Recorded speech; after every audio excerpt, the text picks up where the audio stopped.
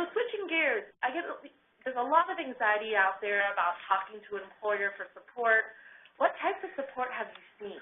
Oh, I've really seen the gamut. And as I mentioned earlier, going back about 10 years, probably 2/3 to 3/4 of part-time students were getting some kind of support from their employer. I know from our own experience and from talking to colleagues at other business schools, that's, as I said, closer to 1/4 to 1/3 of students are seeing that kind of support.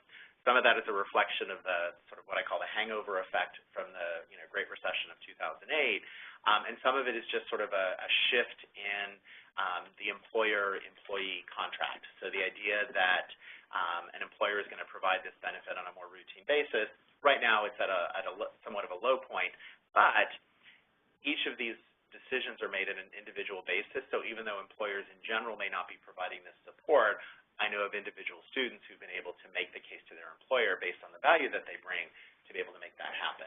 So if you think about it, there's a lot of different ways that this happens, but for some companies, and this tends to be the case more so at larger firms than at sort of medium and small-sized firms, it may just be a basic benefit. It could be a few $100s a year that a company provides. It could be something called professional development. It could be degree program support, or it could be several $1,000s a year. And actually, a number I often see is $5,250, and that goes back to an IRS Internal Revenue Service ruling from about 25 years ago, and it has stuck as an amount that employers give. So you might see that as a basic benefit, and basically as someone who works at the company, you'd be eligible for this benefit. Usually there's an approval process, but it's a pretty basic benefit.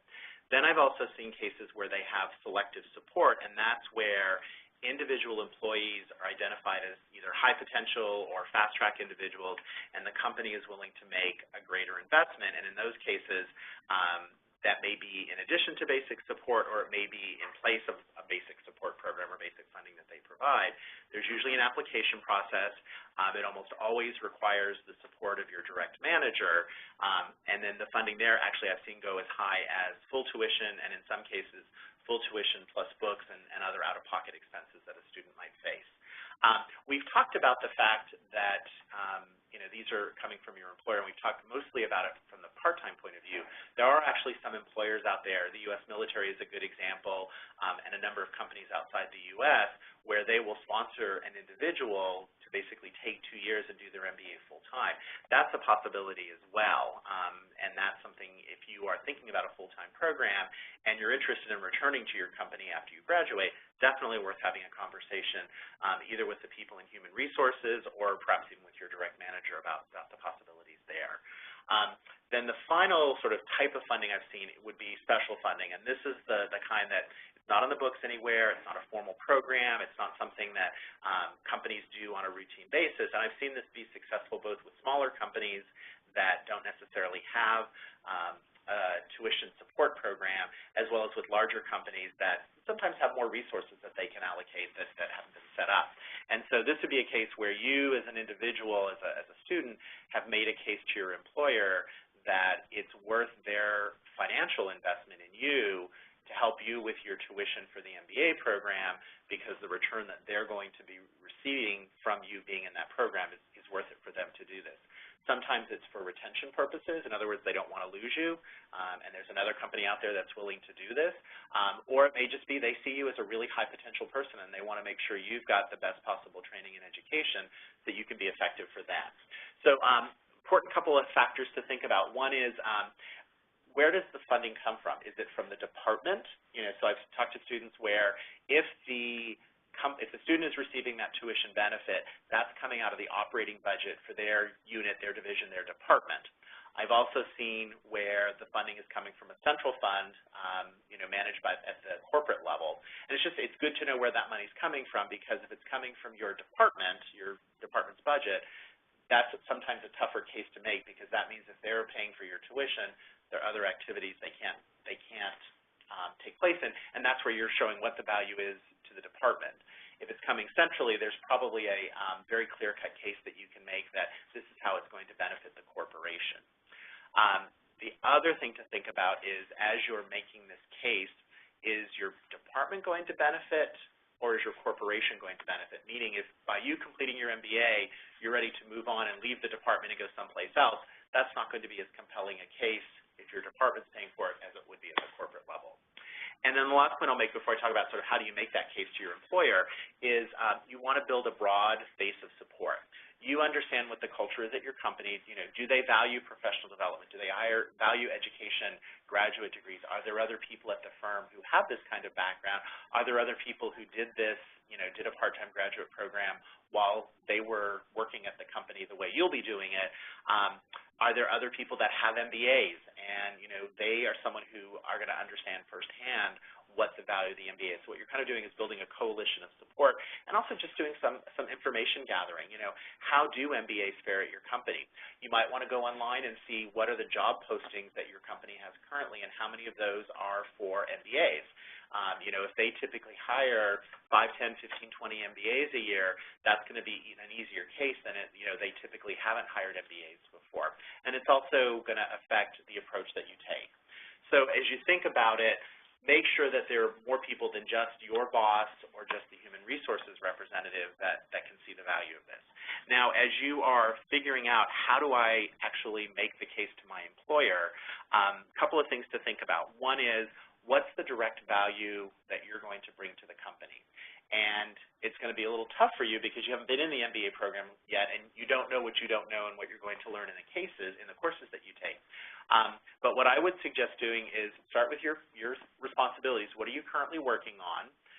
Why are you getting an MBA? What are the skills that you're hoping to develop? And how can you bring those skills back to the company and add value? That might be developing new quantitative skills where you're actually able to do data analysis that previously was just kind of a decision you made based on gut.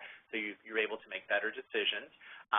You may also be in a position, depending on your MBA program, to work on projects, class projects, or maybe a course that is a full project, and you're able to bring your company into that.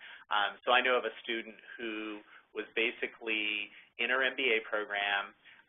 She went to her department and said, hey, I would like to work on a project that I think would be useful to the company. She worked with her manager, she worked with other people, and basically developed this market analysis for her firm that they were able to use to be more effective in their marketplace. So this may be the kind of thing where you may not be able to get it up front before you start the MBA program, but once you can demonstrate the value to your company, they might be a bit more willing to make that investment in you. The second thing I would point out is as you're developing these new skills, what are you able to do faster, better, cheaper? In other words, how are you contributing to the bottom line of the organization itself? Because you're asking them to make a financial investment in you, they want to know, well, what's the financial return for me? So as you think about it, think about where you're adding value, and it may also just be that you're able to take on additional work because you're able to do your old job better and faster, and so you're able to take on new responsibilities so the company doesn't have to hire another person to do the work that you've taken on. So it can take a lot of different roles depending on, a lot of different tracks depending on the role that you play within your company. The final thing I'll take in terms of how you want to approach this, sort of, brass tacks when it comes down to how do I actually go about doing this. Talk to people first of all. So the first thing you want to do, talk to your manager. As I said, talk to people within your company who you know have MBAs or have value of graduate degrees. And then from there, start putting together a case in terms of this is the value that I'm going to add to the company by gaining this MBA education, and these are the specific contributions that I think I can make to be able to add that value to the company. So not sort of generally I'll be better at my job, but how will you be better at your job? What are the specific examples that you can think of? A very practical way that you can approach this is, again, taking a look at your responsibilities and then maybe going online and looking at some of the course descriptions of the courses you're planning to take, and you'll get a very good sense of these are the kinds of things I'm going to be learning that will help me be better at my job. And then the final thing I would say is have a conversation with the admissions person. I think most schools that have part-time MBA programs are actually able to have this conversation and give some very specific information about the value that their program provides to their students while they're still in the program, and examples as well, because examples are always great, and that then the student or you can use to make the case to your employer.